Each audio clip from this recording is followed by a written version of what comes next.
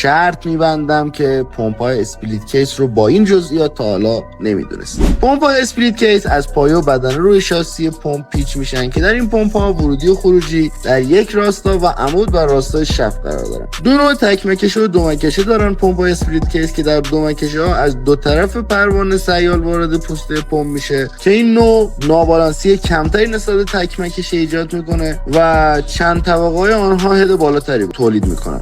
این پمپ ها دو دسته دارن، دسته بندی از نظر پوسته به رادیال اسپلیت و هوریزونتال اسپلیت. در هوریزونتال ها برش ما به صورت افقی است، یعنی نیم پوسته ها بالا پایین از هم جدا میشن، اما در ورتیکال یا رادیال ها دو پوسته به صورت چپ و راست از هم جدا میشن که این باعث تعمیرات راحت و سریع میشه. این پمپ ها در سیستم های آتش نشانی استفاده میشن و در سیستم های ظرفیت بالا که حدوداً 25000 جی پی ام یا گالون بر دقیقه و هد 500 متر رو به ما میدن. اگه اجزای پمپ های اسپلیت کیس رو میخوای کلمه پمپ رو کامنت کن تا با جزئیات برات ارسال بشه.